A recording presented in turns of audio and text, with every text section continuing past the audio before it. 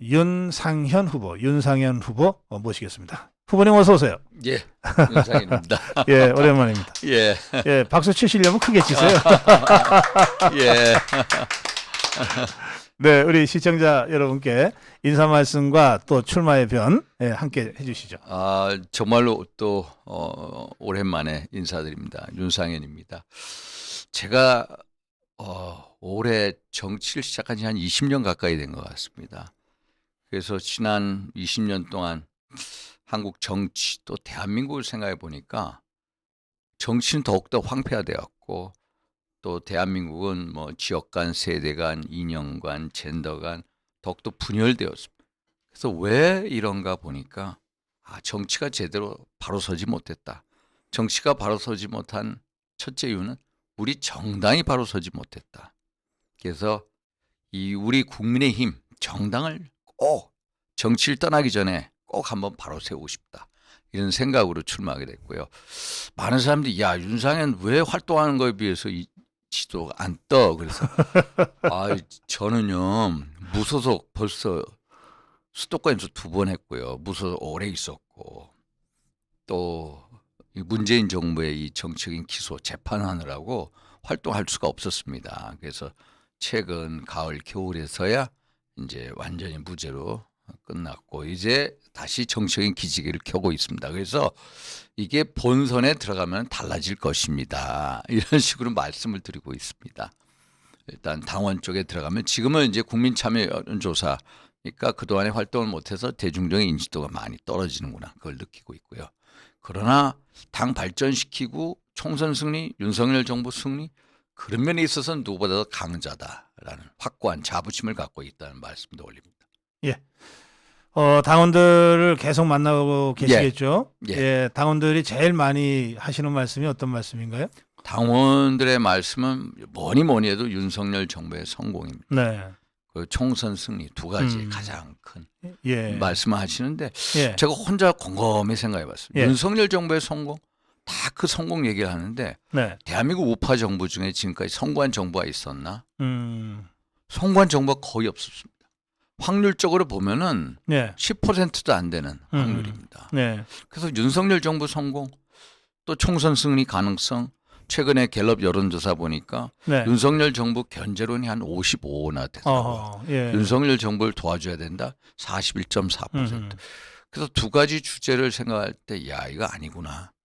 내가 뭘 되겠다라는 것보다는 대한민국 살리고 윤석열 정부 정말로 제가 보는 이 화끈한 남자 우리 윤석열 대통령을 한번 멋진 대통령 만들어드리고 싶다. 좀 애잔한 느낌을 많이 가지고 있습니다. 저는. 그래서 그래요? 나서게 됐다는 말씀입니다.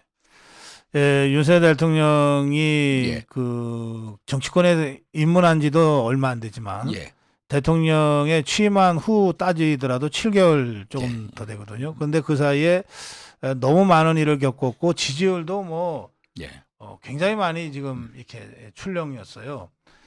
그 웬만한 정치 경험이나 연륜이 있는 정치인들도 사실 버텨내고 견뎌내기 쉽지 않았을 상황인데 지금 윤석열 대통령이 지금 어쨌든 그 최악의 상황을 넘어서서 지금 안정적으로 40%대 진입을 한 것 같거든요.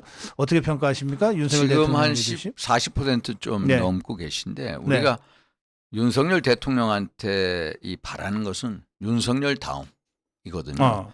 윤석열 다음이라는 건 뭐냐? 지난 5년 동안 이 문재인 정부가 무너뜨렸던 법치, 원칙, 공정, 상식 이런 거거든요. 최근 민노총 지도부에 대한 어떤 원칙적인 법적인 대응을 보면서 다시 느끼는 겁니다. 그래서 윤석열 대통령 다음을 느껴서 다시 지지율이 회복이 되고 있다. 이렇게 보고 있습니다. 역시 그 화물연대의 집단운송거부, 민노총의 명분 없는 총파업 이것에 대한 윤석열 대통령의 강력한 그 노사법치주의와 원칙적 대응 여기서 국민들이 윤석열 다음을 다시 보기 시작을 했습니다. 그러면 앞으로도 윤석열 다음을 국정에서 구현하기 위한 이 3대 개혁이 더 강하게 드라이브 돼야 될 것 같은데 조금 전 조경태 의원은 3대 개혁은 꼭 필요하고 해야 되는데 사실은 그걸 하면 할수록 표는 떨어질 수 있다. 이런 걱정을 하더라고요. 표는 떨어지는데 예. 결국 뭐 연금 개혁 이것을 원래 내년도에 제시하려고 그랬습니다. 아하, 예. 원래는. 그때 이제 여러 언론에서 올해 제시를 해라 해서 올해 제시하는 쪽으로 됐고요. 네. 그래서 원래 이 연금 개혁에 대한 시기를 윤석열 정부가 끝나는 때를 타겟으로 삼았다가 결국 너무 늦는 거 아니냐, 너무 늦추는 거 아니냐 그래가지고 올 정부 안에서 하는 가닥으로 이제 잡고 있는데 네. 그러려면 역시 중요한 것은 이 여야 정파의 합의입니다. 여야 네. 정파의 합의를 통해서 결국 국민들한테 고통, 분담을 네. 호소하는 거기 때문에 여야 정파의 완전한 컨센서스가 중요하지 않나. 네. 그런 면에 있어서 접근하면은 뭐 충분히 할 수 있다라고 보고 있습니다. 만약에 여야가 어렵겠지만 어쨌든 합의를 이끌어낼 수 있다면 예. 그러면 표 떨어져도 같이 떨어질 테니까. 같이 떨어지니까 일단 보험료율 같은 경우에 보면은 우리가 9%거든요. 예. 보험료를 올려야 되거든요. 네. 그거에 대해서 올리는 거에 대해서 뭐 여러 가지 저항이 있을 수 있고 또 반발이 있을 수 있는데 그거에 대해서 여야 정파의 완전한 컨센서스로 가면은 네. 같이 이제 정치권에 부담이 되니까 예. 그런 식으로 또 대통령께서 여야 정파를 설득하는 네. 이런 리더십 예. 또 보여주시는 게 좋을 것 같습니다. 네.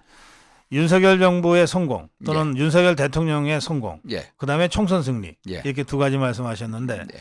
총선 승리 전략을 갖고 계십니까, 대표 후보님은? 총선 승리, 솔직히 총선 승리 좀 전에 네. 말씀드렸습니다. 결국 총선 승리라는 것은 한마디 수도권 승리입니다. 왜 그러냐면은 아시다시피 민당 호남을 석권할 거거든요. 네. 이 국민의힘은 영남을 거의 석권을 하고 그러면 수도권에서 승리를 해야 되는데 수도권 의석수가 서울, 경기, 인천 총 121석이고 네. 서울의 의석수가 8개 의석. 49개 중에 8개밖에 네, 우리 쪽 의석이. 예. 예. 경기도 59석 중에 7석. 인천 13개 중에 2석이 있습니다. 네. 그래서 결국 수도권 선거를 이기느냐. 또 이제 MZ세대, 중도층. 네. 결국은 여기서 판가납니다. 그래서 제가 영남에 가면 이런 말씀을 많이 드립니다. 영남이 우리 이제 보수의 심장이다. 심장. 심장이지만 심장이 진짜 싸우냐? 아니다. 싸움은 손 발이 하는 거 아니냐. 팔 다리가 하는 거다. 그래서 진짜 싸움은 수도권에서 이루어지는데 수도권 싸움에서 이길 수 하려면은 일단 지도부부터 전략적으로 판단하자. 전략이라고 말씀하시면 네. 수도권 지도부를 만들자라는 겁니다. 민당을 한번 보십시오. 민당은 그 이재명 대표부터 그 밑에 있는 뭐 정청래, 고민정, 박찬대, 서영교, 장경태 최고위원이 전부 다 수도권 의원, 비수도권 의원이 없습니다. 또 원내 지도부 박홍근, 진성준 전부 다 서울이군요. 예. 비수도권이 하나도 없어요. 전부 다 수도권 지도부고 60 넘은 사람도 없습니다. 결국은 전략이 먼저면 일단은 이 수도권 지도부를 구성하자. 이게 첫 번째 가는 전략입니다. 왜? 네. 수도권에서 싸움을 하려면 수도권 지도부에 한 10몇 명이 들어가 있으면은 그분들이 어떤 외연 확장을 위해서 네. 하나의 진지 역할을 하면서 이 박갈이 하는데 좋다. 이런 네. 것도 중요하고요. 또 하나는 이제 MZ세대. 우리가 지난 그 2016년 총선이나 2017년 대선이나 2018년 지방선거나 2020년 총선 다 졌습니다. 네. MZ세대가 민당 쪽을 손들었고요. 네. 그러나 재작년 4월 7일 서울시장 재보궐선거, 네. 작년 3월 9일 대선, 6월 1일 지방선거 네. MZ세대가 우리 쪽으로 왔습니다. 그래서 우리가 이겼습니다. 그런데 네. 지금 MZ세대가 어디로 갔느냐. 우리를 지지하는 지지율이 20%밖에 안 됩니다. 그럼 MZ세대의 이 표를 다시 가져오는 거 이게 대단히 중요합니다. 네. 그러면 MZ세대를 어떻게 데려올 거냐. 네. 이게 문제인데 그래서 저는 MZ세대에는 우리의 진정성을 보여줘야 된다. 네. 그러면 우리가 지난번 2020년 총선 공천할 때 보면요. 우리의 젊은 친구들 김병민이라든지 예를 들어서 뭐 천가람이라든지 김재석 전부 다 청년 벨트라고 했는데 전부 떨어진 데 줬습니다. 솔직히. 네. 솔직히 험지에다 갖다 놓고 청년 벨트라고 했습니다. 그런데 민당 훨씬 더 전략적으로 제가 한번 들어가 보면요. 민당 국회의원들 보면 저 아들뻘 되는 90몇 년생들도 있습니다. 그래서 MZ세대에 대한 진정성을 보여주기 위해서는 일단 우리가 우선적으로 이 MZ세대 출신들을 텃밭에 네. 공천을 해줘야 됩니다. 당선 가능성 높은 당선 가능성 높은데 우리는 이 MZ세대를 어떤 정치 총선용 소모품을 쓰는 게 아니라 진정성이란 뭐예요? 그 사람들을 정말로 앞으로 정치적인 거목을 성장할 인물들을 해서 텃밭에 공천을 줘야 된다. 네. 그리고 오늘도 아까 여론조사 보니까 핵무장론에 대한 얘기도 보면은 이 MZ세대 68%가 네. 핵무장을 찬성하더라고요. 아하. 그래서 예. 정책적으로도 MZ세대가 좋아하는 여러 가지 정책, 이슈에 대한 네. 발굴 이런 것들이 총체적으로 같이 갈 때 우리가 총선 승리를 할 수가 있다라고 생각을 합니다. 특히 하나 네. 중요한 것은 우리가 총선 때 항상 치는 이유가 뭐냐면 네. 과거 청와대하고의 갈등입니다. 대통령실하고의 갈등, 예. 공천을 둘러싼 갈등. 네. 사실 이게 가장 큰 우리의 내관이었는데 이 문제를 또 처리를 잘해야 됩니다. 대통령하고의 두터운 신뢰 속에서 또 강단 있게 할 말하고 네. 이런 거에 대한 어떤 당 대표 총선의 갈등을 최소화시킬 수 있는 거 이런저런 생각해 보면 아 그런 면에 있어서는 제가 충분히 나설 자신이 있다, 자부심이 있다. 그래서 그런 정도의 전략을 구상을 지금 생각하고 있습니다. 알겠습니다. 그 이제 MZ 세대 말씀하셨는데 그 실제로 MZ 세대를 당선 가능성이 높은 지역에 전진 배치하자. 예. 이 그냥 코스프레로만 하지 말고 예. 이 말씀 굉장히 의미 있는 말씀 같아요. 예. 그 이제 그 이기는 군대는 말이죠. 예. 백전도장들이 험지에 험지로 갑니다. 그리고 신병들을 최대한 맞습니다. 뒤쪽으로 보호를 해주거든요. 예. 경험을 쌓으라고. 예. 근데 이제 진원 군대는 이 신병들을 총알바지로 내세워요. 예. 자기만 몸 구하려고. 그 제가 2001년도인가 메일 깁슨이 주연으로 나온 예. We Were Soldiers라는 영화가 그래요. 있습니다. 그런 영화 있죠. 예. 그게 이제 베트남전에 참전한 미군 부대. 네. 그 대대장이 할 무어라고 하버드 대학 출신입니다. 네. 이분이 연병장에서 연설을 합니다. 그런데 참 감동적인 연설을 합니다. 이 가족들이 있는 데에서 얘기를 하는데 나 할 무어는 이 여러분들 내가 너무나도 사랑한다. 여기에는 백인종도 있고 황인종도 있고 흑인종도 있다. 그러나 내가 제군들한테 꼭 한마디 하고 싶다. 나는 누구보다도 먼저 전장에 뛰어들어갈 것이고 누구보다도 가장 늦게 전장에서 나올 것이다. 신의 축복을 빈다. 너무 감명적인 연설인데 대장이 일단 험지로 뛰어들어가야 됩니다. 근데 우리는 이게 약합니다. 제가 요번에 뭐 김장연대 등등등 이걸 보면서 사실 제가 수도권 선거가 중요하기 때문에 야, 당 대표에 나오고자 하는 후보들께서는 수도권에 나오는 선을 하자. 수도권으로 지역구로 옮기자라고 제안을 했고 그 제안에 이제 안철수 의원도 찬동하셨고 나경원 의원도 공감을 하고 계신데 아닌 분들이 많아요. 제가 누구나 말씀 안 드리겠습니다. 그래서 또 그분은 제가 그래요. 본인이 당신께서 대표가 되면은 당 지지율 55, 대통령 지지율 60을 만들시겠다고 그러거든요.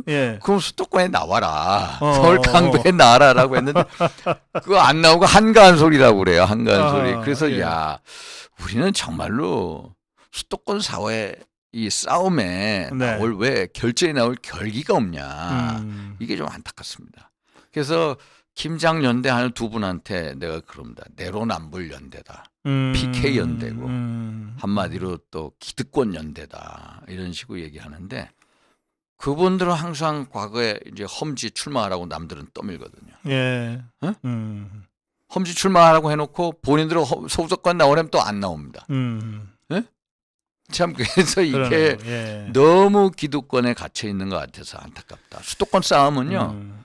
저같이 수도권에서 낙선도 해보고 또 공청 탈락도 한 4번인가 해보고 또 무소속으로 연거푸 2번도 살아보고 이렇게 해봐야 수도권 민심에 격변한 수도권 민심에 어떻게 전략적으로 대응해야 하는지 이런 걸 알거든요. 그래서 지금, 수도권 싸움을 한번 해봐야 우리 과거의 정몽준 의원 같은 경우에는 울산에 있는 텃밭을 버리고 2008년도에 서울 동작을 해왔습니다. 그래서 이겼거든요. 이런 결기가 필요하다.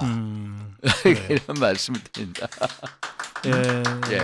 지금 말씀 중에 거론한 이 안철수 후보나 뭐 아직 출마 여부는 결정되지 않았습니다만 나경원 전 대표 이다 수도권에서 그러면 수도권에서 나경원 의원도 동작을에 떨어지셨고요. 그리고요. 황교안 대표님도 또 종로에서 떨어지셨고요. 수도권에는 그렇습니다. 2020년 4.15 총선 때 이제 황교안 대표가 뭐 사실은 등 떠밀려서 자의반 타의반 종로 출마를 했는데 그때 그 광화문 집회에서 갑자기 험지 출마를 선언했어요. 그러면서 당의 지도자급 인사들 한테 함께 험지 출마해달라고 요청을 했습니다. 공개적으로. 근데 딱 한 명 했어요. 한 명 누가 있습니까? 김병준. 김병준 선생님 맞습니다. 김병준 선생님. 세종시로 나가서 떨어졌잖아요. 떨어졌습니다. 예. 그러니까 딱 한 명 험지 출마론에 호응한 거예요. 그러니까 이 당이 얼마나 초라해. 초라하죠. 초라합니다. 저는 그래서 윤심팔이 하는 사람들의 그거를 진정성을 안 믿습니다. 솔직하게. 정말로 대통령에 충성한 사람이라면요. 그분들의 지역구를 이렇게 보면은 전부 다 공천이꼴 당선된 텃밭입니다. 야, 정말로 내가 대통령한테 충성한 사람이라면은 그 지역구 후배들 키워주고 딱 오야 되거든요. 수도권에 와서 한석이라도 우리의 그 지경을 넓히는 이런 뭔가 결기. 이게 결국 대통령에 대한 충성 아닌가 이런 생각이 들거든요. 우리는 그게 약합니다. 알겠습니다. 그래서 우리는 그게 참 약해서 전체적으로 우리 당의 모습을 보면요.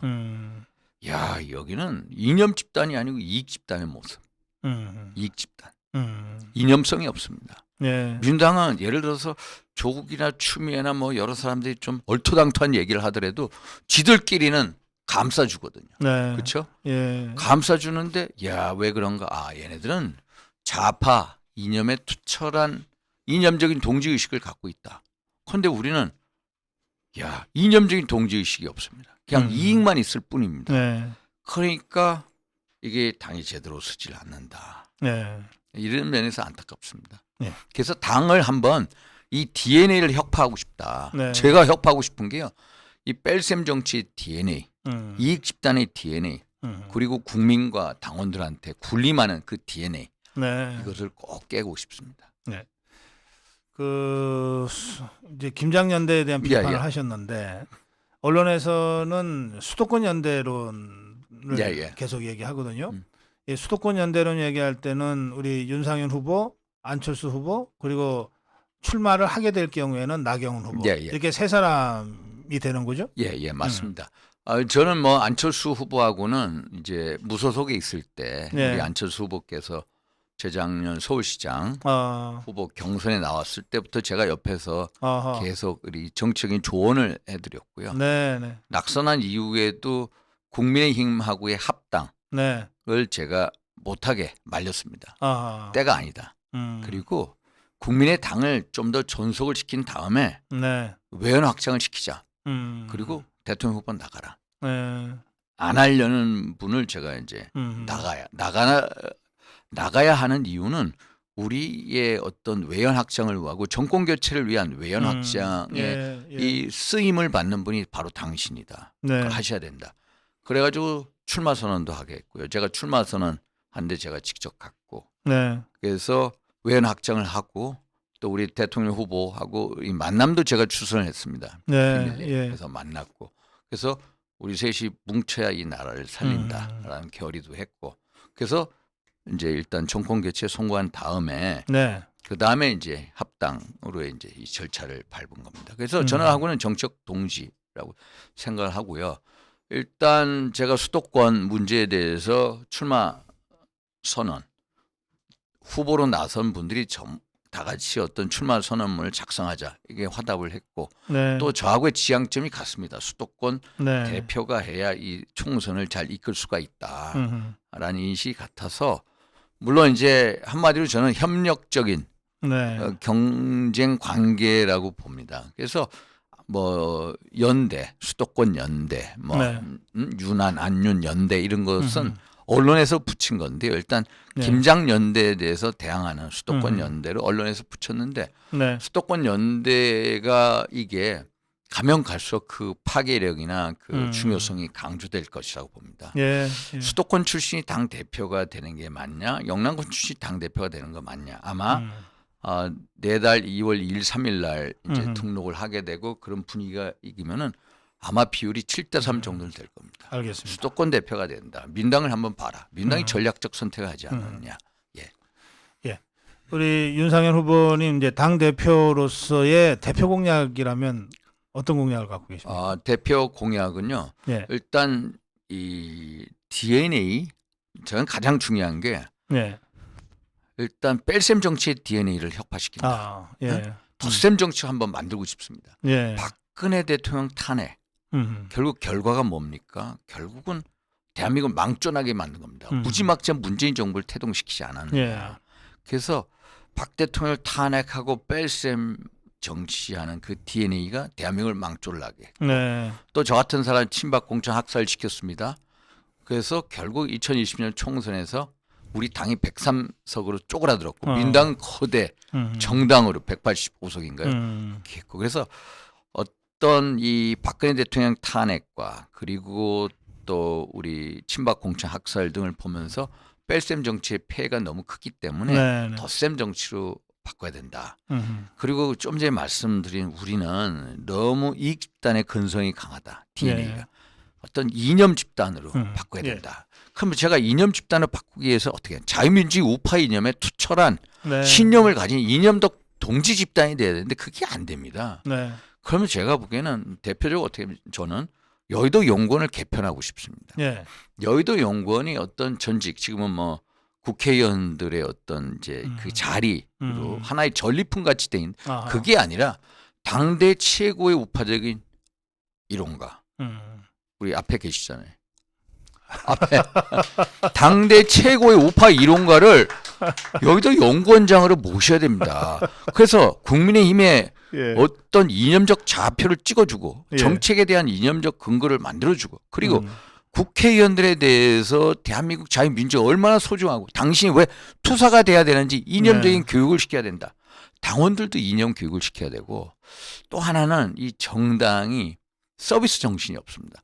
정치는 한마디로 저는 지역에서 유권자나 국민들에게 서비스를 선사함으로써 감동을 주는 건데 이 당은 서비스 정당이 아닙니다. 오히려 군림하는 정당입니다. 그래서 정말 서비스 정당. 야 국민의힘 완전히 윤상이 대표된 다음에 달라졌네. 야 배달 수요일 날 셋째 수요일 날 7시에 나와서 거리 청소를 하네. 봉사활동 완전히 봉사단체 같이 가고. 야 중앙당 민원국이 24시간 불이 꺼지지 않아. 거리인들이 찾아갔는데 먹을 걸 나눠줘. 뭐 이런. 야 사고가 났는데 우리 당원들이 야 112, 119를 찾는 게 아니라 우리 당 000을 찾았는데 야 진짜 이런 식의 어떤 당의 이 어떤 이 이미지가 바뀌어야 된다. 서비스 정당은 온건히 태어나야 된다고요. 특히 중요한 게 저는 당원이 말로만 주인입니다. 이 집단은요. 진짜 당원이 주인이 되는 정당을 만들고 싶습니다. 그러면은 우리 국회의원의 당협위원장이 당원들 핵심 당자부에 군림합니다. 이거 없애야 됩니다. 정말로 우리 당원들을 겁내야 됩니다. 겁내야 되기 위해서는 어떻게 당원이 진짜 주인이 되기 위해서는 당원이 소환을 해야 됩니다. 국회의원이나 당협위원장을 소환을 해야 됩니다. 책임 당원이 뭐 한 40%가 서명을 하면은 딱 소환 절차에 들어가고요. 당원 소환제. 그리고 어떤 총선 공천 이럴 때 당원의 어떤 그 퍼센티지를 완전히 반영할 수 있게 하고요. 또 하나 중요한 거는 제가 이렇게 보면은 이 중앙당이나 또 우리 당협에 비사실이 많습니다. 비사실 전부 다 덮어둡니다. 워낙 진짜 당원이 국회의원이나 당협위원장이 당원을 겁내야 됩니다. 그래야 이게 제대로 된 정당이 됩니다. 당원이 진짜. 그래서 비사실이 있으면 정말 대표 직속하에 친문고 제도를 전 만들고 싶습니다. 그래서 비사실 전부 다 얘기해라.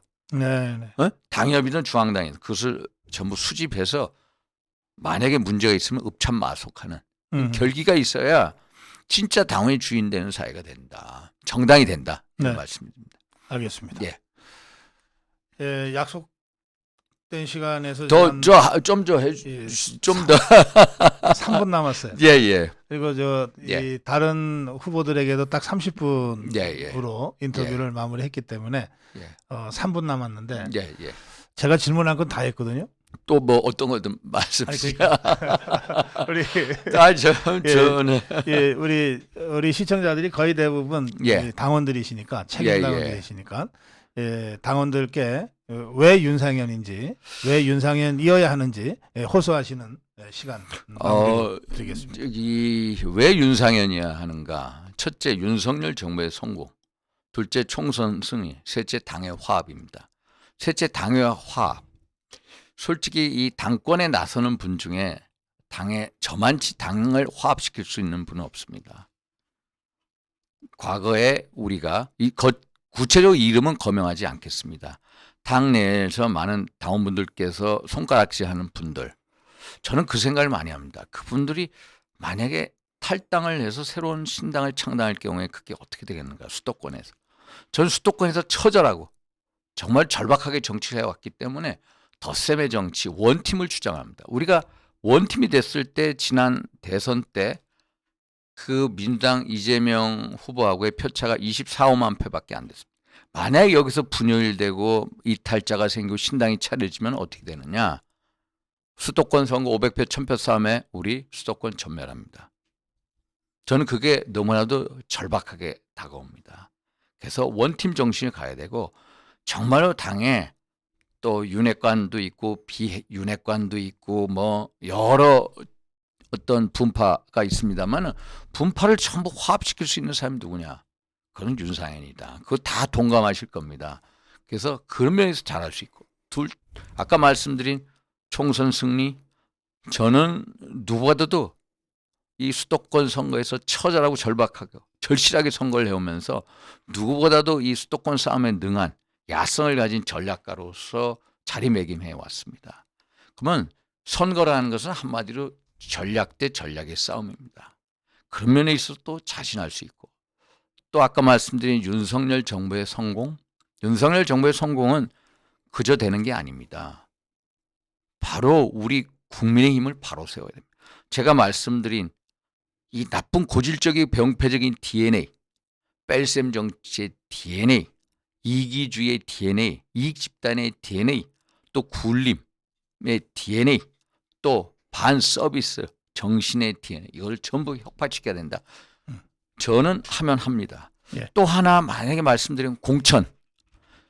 저는 제가 국회의원 선거 이 공천관리위원장을 2번 했습니다. 박근혜 정부 때 세월호 참사 이후에 제가 730 재보궐선거 공천심사위원장인데 15개 중에 처음에 스타트할 때 4대 11이었습니다. 4대 11이었는데 딱 끝났을 때 11대 4였습니다.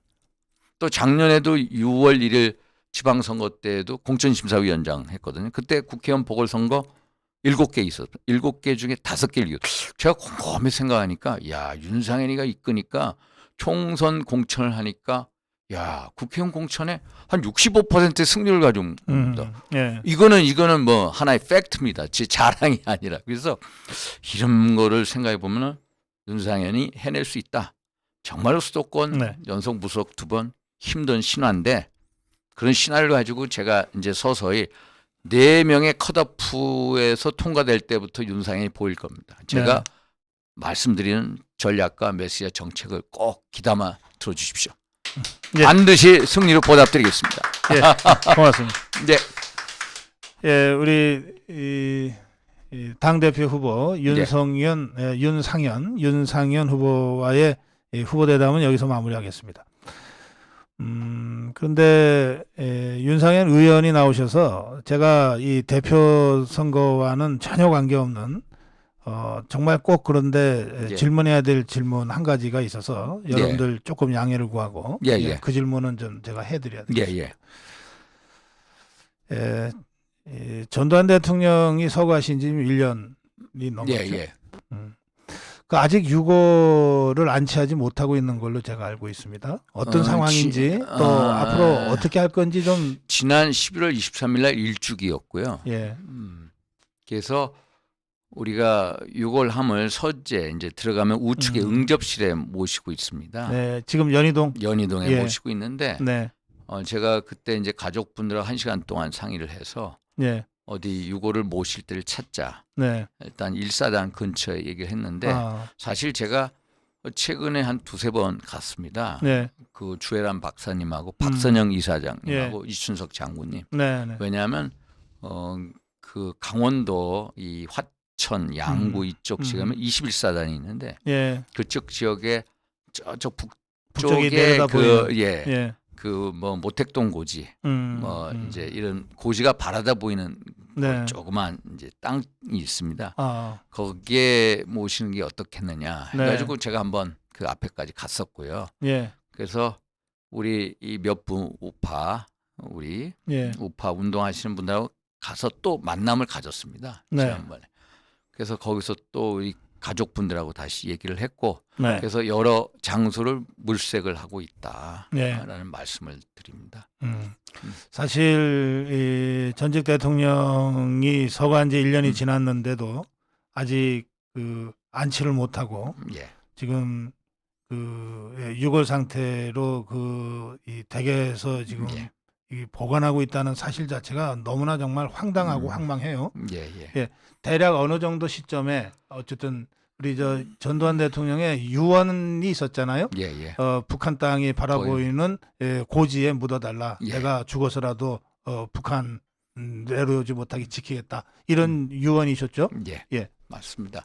우리 노태우 대통령은 작년에 네. 이제 서거하셨을 때 재작년이죠. 재작년 네. 서거하셨을 때 파주에 이제 묘비 한 500평으로 조성을 했습니다. 그래서 이제 국가 관리에 들어갔는데 아직 전 대통령 이거는 아직 안 됐는데 그래서 저희는 원래 가족적으로는 한 3년 정도의 기간을 가지고 하려고 그랬습니다. 근데 최근에 이제 우파 운동 하시는 분들하고 저하고 이제 같이 제가 만남을 주선을 했고요. 그 속에서 이제 빨리 하자. 속도를 빨리 했으면 좋겠다. 그래서 제가 이제 우리 옛날 장모님 모시고 현장을 갈 예정입니다. 그래서 곧 이제 현장에 가서 보여드리고 이거 하려고 그걸 준비 중에 있습니다. 예, 장모님 말씀하시니까 그 이순자 여사님 정정하신 걸로 아직 며칠 전에 정정하십니다. 제가 인터뷰 기사는 봤습니다. 예. 알겠습니다. 전두환 대통령의 유언입니다. 현충원에 보내달라가 아닙니다. 북한 군이 바라다 보이는 곳에 묻어달라. 이겁니다. 그 유언을 조금 앞당겨서 빨리 좀 이루도록 지금 가족들과 논의 중이다. 이런 말씀. 자, 오늘 수요일 저녁입니다. 오늘은 이 국민의힘 대표 경선에 나가는 후보 조경태 후보 그리고 지금 윤상현 후보 두 분의 후보와 후보대담으로 특별대담 보내드렸습니다. 윤상현 후보님 수고하셨습니다. 감사합니다. 고맙습니다.